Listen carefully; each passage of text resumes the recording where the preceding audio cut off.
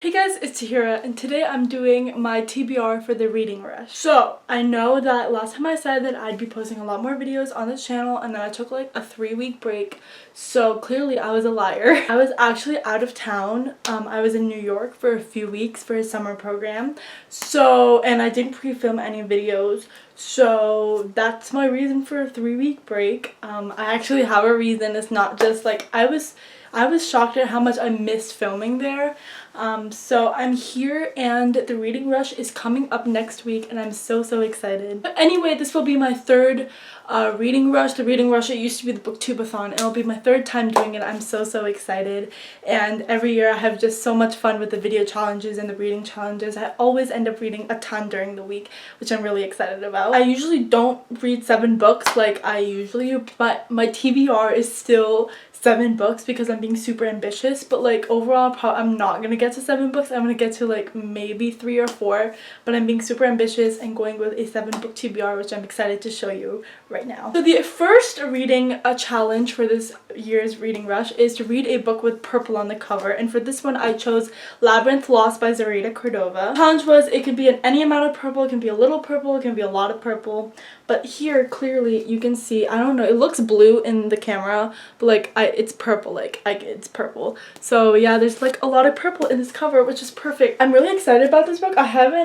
I've really been wanting to read it for a couple of years, and I went to the Strand in New York because, you know, I had to go there, and I picked this book up. This is like the perfect read because it's also just above 300 pages, and short books are always great for readathons, and so this is like the perfect book for the reading rush.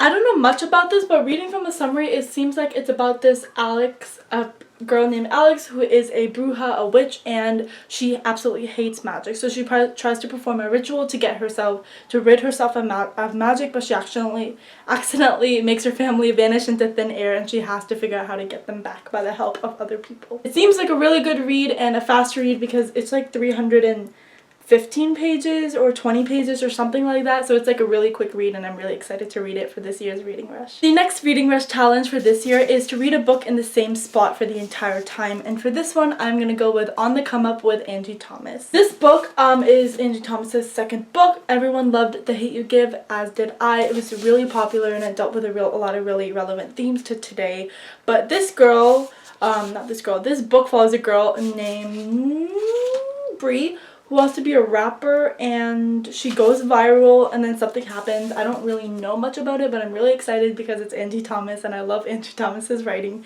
and her books.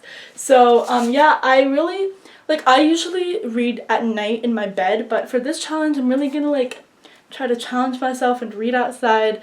I don't know how long I can last. It can get pretty hot because I live in California, so we'll see. But yeah, there's some chairs in my backyard, so I'm probably gonna read there just to like spice things up. And also I rarely go outside, so this will be a good chance for me to go outside a little bit. The third challenge for the reading rush is to read a book that you meant to read last year. So every person has so many options for this book, for this challenge, because there's so many books that you just meant to get to last year or the previous year and you just didn't get a chance to. For this book, so I have a lot of books that I got last year that I meant to read last year, but they're all like big, and I was trying to keep the page number like lower because I kind of wanted to try and get through most of these 7 books. And I know that if there's a big book I sometimes get intimidated or I start reading slower. Like last year I had a couple of big books. I had Lord of Shadows on my TBR.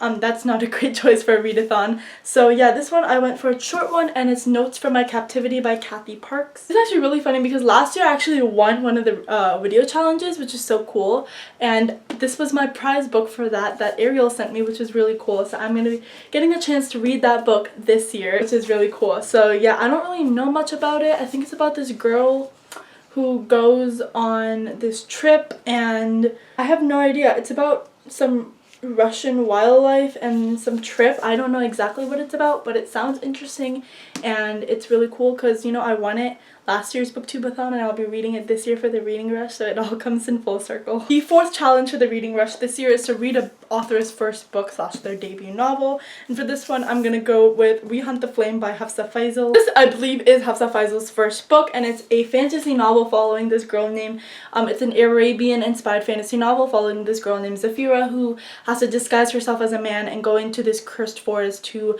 feed her people, and this prince named Nasir, yeah, and he can't show compassion because his father was punish him, and they are both legends in their own way. So then Zafira goes to go on this trip, or like this journey, to find this lost artifact that can restore magic to her land and save her people, and basically Nasir has the same job and also to kill Zafira. So yeah, that's what the story is about. I'm really excited because Hafsa Faizal is a visibly Muslim author, and this main character, I think this world is also Muslim inspired, which is really cool. I have never read a Muslim fantasy. I've only read Muslim contemporaries, so this is really exciting and I can't wait to read it. Even though this book is like a little bigger than I wanted, like something for a readathon, it's still, I'm really excited, and I really hope that it lives up to its high expectations that I have of it. The fifth challenge for the Reading Rush is to read a book that has a non-human main character, and for this one I had a lot of trouble at first because I was like, what the heck, I don't have any books with non-human main characters, and I think a lot of other people had like the same struggle, but I'm actually going to read a graphic novel for this, which is perfect for a readathon, and I'm going to read Mouse Volume 1 by Art Spiegelman. And it is I think like a Nazi Germany, like Holocaust type retelling with mice and cats, I believe. So, and it's a whole graphic novel, which is perfect because it goes by really fast, and it's like just like 150 pages, so I'll like fly through this.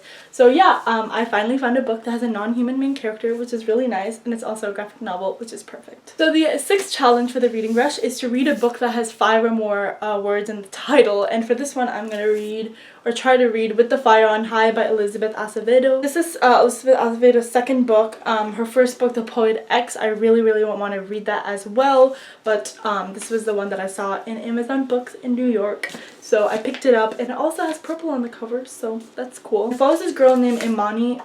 Whoa, that was a bookmark from Amazon Books. Anyway, this follows a girl named Imani who is a teen mom, and she really likes to cook. That's all I really know, and that's all I really want to know going into this novel. I don't want to know too much, but yeah, it sounds really good. I saw Emma from Emma Books read it in her reading vlogs in May, and she said it's really good. So that's what made me interested in it, and it makes me really excited because cooking is a hobby that I have never seen in a YA novel. So that's cool to see that represented in this book. Plus it has 1, 2, 3, 4, exactly 5 words in the title, so it works. And lastly, the seventh challenge for the Reading Rush this year is to read a book and watch the movie adaptation of it. And for this one, I chose Water for Elephants by Sarah Gruen. I'm not gonna lie and say that I probably will not watch the movie adaptation because, one, I'm not a very movie person. Like, I'm much more of a TV show person. I don't watch a lot of movies. And two, I'm actually pretty busy this summer because I have SAT stuff because, you know, I'm about to be a senior in high school.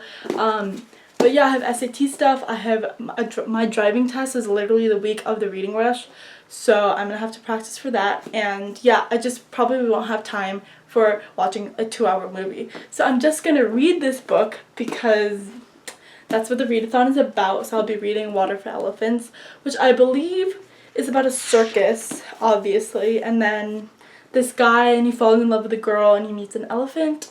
Something about that. It's supposed to be pretty sad. And it has a movie adaptation. I just won't watch it. So yeah, that is it for my Reading Rush TBR. Let me know down below what are books you are planning to read for the Reading Rush, and if you're participating, let me know, as I would love to know. But that is it for this video. I hope you enjoyed, and I'll see you next time. Bye!